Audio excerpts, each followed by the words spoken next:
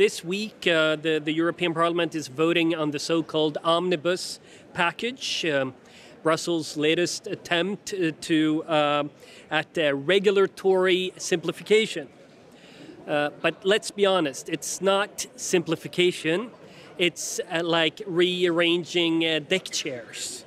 Instead of cutting red tape, the EU offers minor tweaks, delays, and cosmetic changes. But Europe doesn't need tweaks, it needs real reform. The numbers tell the story. Projected EU growth next year, just 1.1%. Last quarter, 0.1%, the worst since 2023. Real wages are stagnating, energy prices are still punishing households, inflation keeps biting, and businesses are hesitant to invest. Meanwhile, global competitors aren't waiting around. Russia is rebuilding under sanctions. China is racing ahead with green tech. The US dominates AI. And Europe, we're sitting on the sidelines, divided and directionless. Even the EPP's leading negotiator, the rapporteur Jörgen Warborn, said Europe risks becoming a museum. He's absolutely right. So why on earth is he supporting a deal that preserves the bureaucracy that is dragging us down? With me today, I have the ECR Shadow Rapporteur Tobias Buszynski, and I will yield the floor to you, Tobias, to explain what happened, and afterwards I will give some further comments from a Swedish perspective. Thank you, Charlie. As you all know, we were working on Omnibus 1 package, which refers to two directives, CSRD and CSDDD. Ursula von der Leyen lied all of us in plenary. She said that she wants to boost the competitiveness and to boost our European economy. And what we got? The Commission made very tiny, very small step in the right direction, but very small. The Commission proposal is not enough. It's a very cosmetic amendment for our point of view. We as ACR, we claim that we need very serious reform of our European legal framework. And during very long, maybe not very long, but this 4 or 5 months of negotiations, we quarreled with EPP, with SD, with Renew about the Omnibus 1 package. And after long negotiations, there were established two compromises. Compromise 1, which covers all right-wing politicians, all pro-business politicians, all free market politicians. We proposed a wider scope of that directive, cancellation of transition plans, the very voluntaristic approach to chain of values for our European businesses. EPP had a choice, but they decided to vote with socialists, with leftists.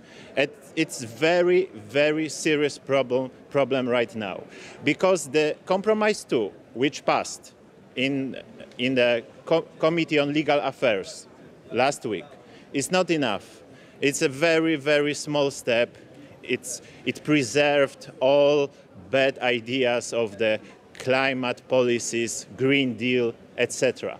So we are in a very particular situation in which the Commission and EPP, they claim that they are now fighting with Green Deal and they are trying to change our legal framework. But it's not true. So we pushed the motion into the plenary that we want to discuss and we want to put our amendments in the plenary, because we strongly believe that there will be pro-business, free market, pro-competitiveness majority in the plenary, because it is very important, as Charlie Weimers, my Swedish friend, said, that the global framework, China, US, European Union, the BRICS countries. This is a very serious situation in which European Union needs true pro-business approach. So, as Tobias said, the ECR pushed for bold reforms, but the deal that the EPP struck with the socialists, it barely scratches the surface. Let me just shortly walk you through it. When it comes to sustainability reporting, right now companies with over 250 employees are drowning in complex ESG reporting rules. That's a huge burden, especially for the SMEs. Our proposal, exempt small and medium-sized enterprises entirely. But the EPP and the socialists, they settled for raising the threshold to 1,000 employees. It's better, but it's not enough. Thousands of firms are still stuck with these costs. And when it comes to the green taxonomy, right now companies are double reporting just to fit vague green criteria. More paperwork, no clear benefit. We said, scrap the redundant reporting. And Warborn's deal, keep it, but make parts voluntarily. How is that going to help our firms that are exporting to compete with China? When it comes to the supply chain due diligence, we suggested to raise the threshold, but this was not accepted by the EPP. And we also said insert a sunset paragraph, a sunset clause. But they didn't go for that either. They promised 1 in, 2 out, but what we're getting is everything in, nothing out. So our message is clear, enough. This deal should not go directly to trilogue behind closed doors. That's a democratic bypass.